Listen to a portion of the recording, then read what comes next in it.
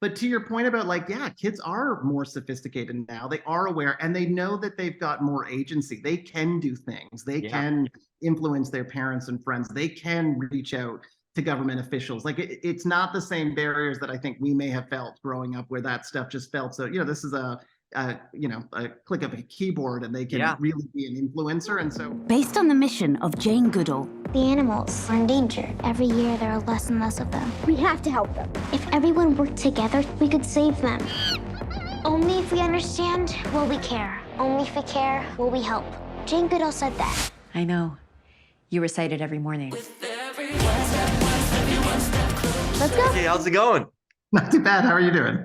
Doing well. Spoke to your buddy Matt earlier, the visual effects master and the man with the best hairdo around too. So That's fair. Yeah, this is second best for sure. We pale in comparison to him. Okay, That's he's got his perfectly aligned hair and everything. Perfectly coiffed. Yeah, coiffed to the extreme.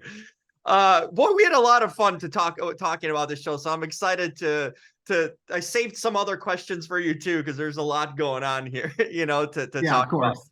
about. Thank you.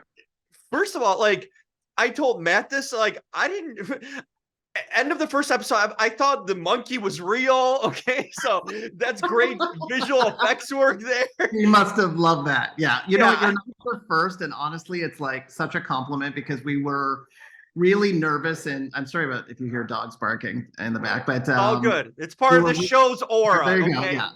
Animals really are part nervous about could we pull off the quality that are going to let kids really feel that these animals are real, because this show is really predicated on learning how to understand these animals better and then caring about them. And I think anything that takes you out of that reality risks kind of threatening that. And then as those first few kind of scenes started to come in from the VFX team, it just blew everyone's mind. Like literally people asking us like, are you allowed to get like a chimpanzee to like jump in water or move around? And it's honestly, it's the biggest compliment. It's cool. Yeah, no, I definitely was thrown off by that. And at first I thought like, I was like, I didn't realize it was an imagination thing till halfway through the first episode too. Something like, how did anyone not see the polar bear there? Yeah, no, definitely there is a suspension of disbelief. I had an experience watching this, that's for sure, which is cool. But then I also mentioned to Matt, the visual effects are so good too. Like, especially that one scene where she's petting the polar bear and the hair looks so real, I mean, the fur and everything. Like, it was just tremendous job done on these animals, like to make them so lifelike. So then the imagination feels real because like they look real to the audience. Totally. And it is, I mean, ultimately this is a story about a little girl who cares so much about the planet but feels powerless in how to change things. And that's why she's imagining herself in all these incredible situations where she actually has some agency to make some difference. And then obviously that starts to kind of, filter back into the real world. Yeah, I love the part at the end where you get that real sort of advice and what can you do at home. I think it's a great message to send, but it really caps off the show in like, there's the imagination and fun, and then you get a real aspect to it at the end with the call. I thought it was just like so well executed and a great message to end the show with always. And like how can you look into things more, how you can learn more. I thought that was a great idea. Was this like something from the start you guys had that you wanted to give this educational feel at the end and kind of a fact?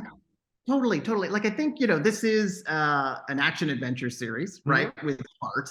And we really wanted to make sure that we weren't losing anyone throughout the show, that you're really showing how incredible the world is and why it's deserving to be protected.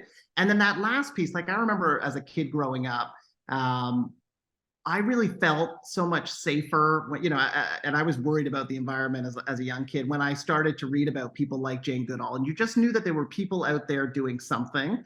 And so to be able to showcase 10 incredible scientists from all over the world that have dedicated their lives to saving, the species that we're looking at in that episode, I think gives kids, a spark that, hey, if you want to become these people, you can.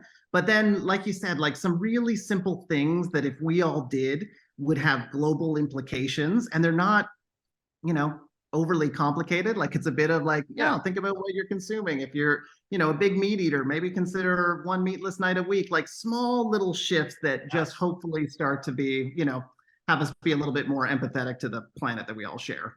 Yeah, and that's all attainable because the message is in it too. Like, oh, one person can make a little bit of a difference. It takes a village, but like when one person starts, sometimes rubs off on others. So it's a really cool thing. It's very attainable, especially for a younger viewer not to be overwhelmed with the concept too. Well, and I appreciate you saying that because and I think we all suffer from this where this problem and challenge of the environment feels so overwhelming that I think a lot of people have understandably kind of just been like, oh, there's nothing we can do. What's Right. what difference can I make? And obviously, Dr. Jane Goodall speaks about this, and we try to keep saying this in the show that it's just small actions when magnified by everyone can cause global transitions. And so it's hopefully just starting people on that first step. The grassroots method sort of thing. Totally. Yeah. And to not deny, kids, we're lucky we get to work with kids all the time, and they are genuinely anxious about what's going on in their planet. They're so aware, they're super sophisticated, they know these are challenges, and there's, for some they're angry, for some it's anxiety, but both of those feelings when utilized can activate kids to cause massive changes in the world. And so I hope through our Jane character that they can see how you can kind of turn those sometimes looked at as like negative emotions into something really positive. Yeah. And you with Sinking Ship Entertainment, you've always been you've been drawn to doing stories for kids, young adults too. And I think it's like a market that's really kind of lacking in a sense these days. Like I'm trying to start up a show for like Gen Zers. I don't know what I'm doing, trying to put a show together. By the way, I'm doing it on my own. So it's really tough process of figuring out what to do. You've been at it for a long time.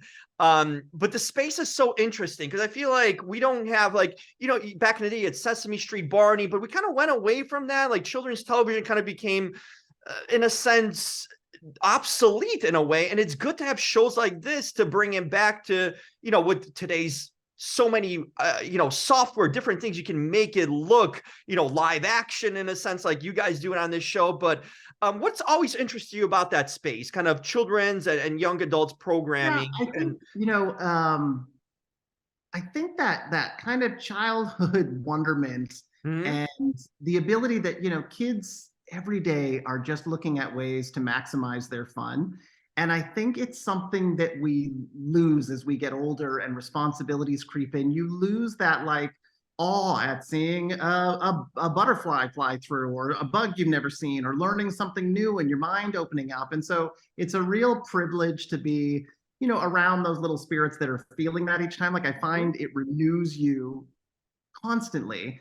And then that kids have a way of also breaking down challenges. Like, you ask a kid, should elephants go extinct? And they're like, of course not. We got to do everything we can to stop this.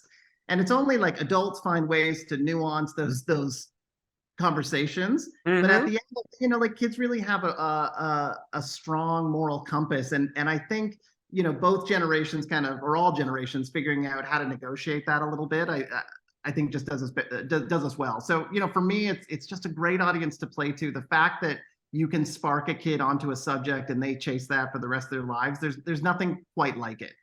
Yeah, and it's like I feel like this day and age where kids tend to grow up quick, they get tablets at and cell phones at age 5 or whatnot. Like it's good to bring them back to their roots because a child's still going to think like a child, have a wild imagination. So it's good to sort of bring these shows like this with real life messages. I feel like kids are more aware these days too, even more so with the information that's out and applying the new age with kind of, the basics of life too. So it's a good combination of them being kind of, tech savvy, but also, their general curiosity as a child, combining those two things. For sure. Well, and I think, we just try to realize visually what kids actually imagine. Like, I think when you watch two kids playing with broomsticks as lightsabers, you can tell they see it as a lightsaber. You know what I mean? Like when kids play, they are into it. The stakes are high.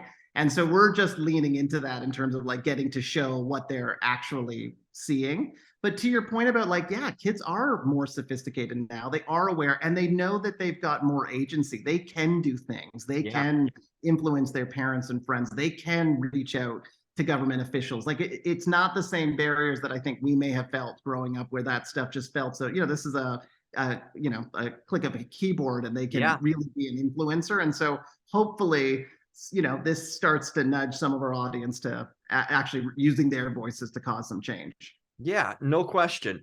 As far as the animals, did you have a particular set of them? Because unfortunately, there's a lot of animals going, potentially extinct. And how did you decide on which particular ones to use in a season and kind of shape the episodes? How did you go about the process of do you have like an animal board? Cops have like the board of suspects. Did you guys have an animal board like that? Maybe. Yeah. Well, I mean, to your point, unfortunately, so many animals are on the endangered species list. So we were so lucky to work with the Jane Goodall Institute, and they're doing, they're aligned and doing such great work that they gave us a huge list of animals from all over the world that they knew were, either endangered or threatened, and that they knew would be able to also get this audience's attention. And so that was a great starting point. We knew, we're so lucky to be partnered with Apple TV. They're a global service. So we wanted to make sure that the animals that we were selecting either had an impact globally, or that we made sure that every area of the planet felt represented.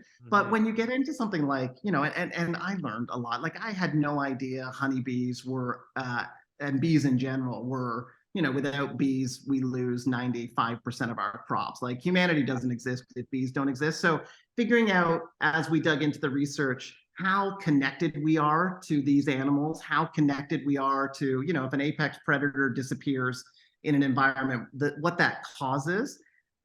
Those were kind of what helped us needle in on exactly which animal, because we're looking for ones that show, a correlation or a relationship to us as human beings, and why we both kind of need each other. Well said. And obviously, like great white sharks and stuff are also just fun to. That's right. Yeah. No question. What are some of your passions in life? I'm curious. You seem like a really interesting individual that thinks outside the box, clearly, to make a show like that too. A lot of outside of the box ideas. Sure. But what sort of passions and interests do you have in life? Maybe outside of your work, or maybe it involves your work. Yeah. I mean, definitely animals and the environment have been something that I've been, preoccupied with since I was a kid.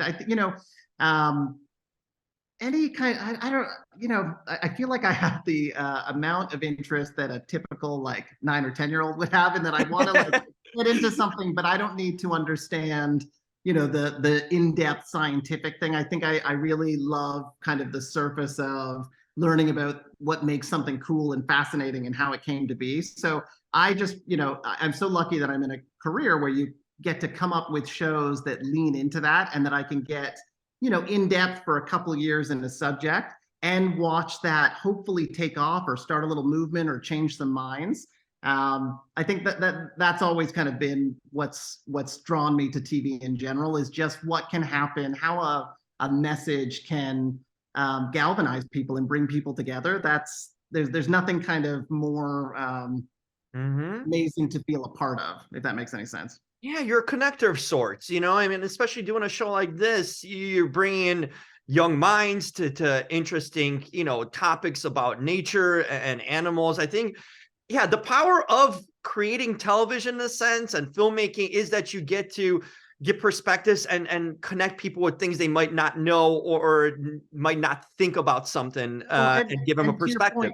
Yeah, and stories, like how stories all bring us together. This show's development was really based on this quote from Dr. Goodall that's, only if we understand will we care, only if we care will we try to save animals. And when you think about that simply, that almost works for everything. Like if we don't understand something, then we can't relate to it. And if you can't relate to it, you're not going to care about it. And if you don't care about something, you're not going to go out of your way to save it. And so that's really what we're trying to embed in this show, is to show how incredible these animals are, how deserving they are of our care, of our heart, and then the simple things that we can do to start to make a difference to save them. So when you can button that in an action adventure show where you're being chased by a great white shark in a grocery store, yes, kind of perfect. Yeah, no, I think you did a fantastic job. You guys did really creative. I think this show is in so many aspects, and you blended the educational elements and the action and excitement of, that the adventure part of it too. And I think it's a fun watch, and it's easy digestible, 20 some minutes, quick and easy for everyone to watch, and even attention span, That's such a compliment. Honestly, thank you so much. That entirely was our goal. So to see that that's working, that's amazing. Yeah, no question. You're definitely know what you're doing. So thanks for taking the time to talk to me. I think you're doing great work. If I can take ever any advice from you, I think you'd be the guy to go with, as a creator myself of things. Awesome. Well, thanks so much for having me on this. It's amazing. Absolutely. Thanks so much, JJ. Talk to you soon then. Jane. Why does everything we try to save attack us? Streaming April 14th on Apple TV+.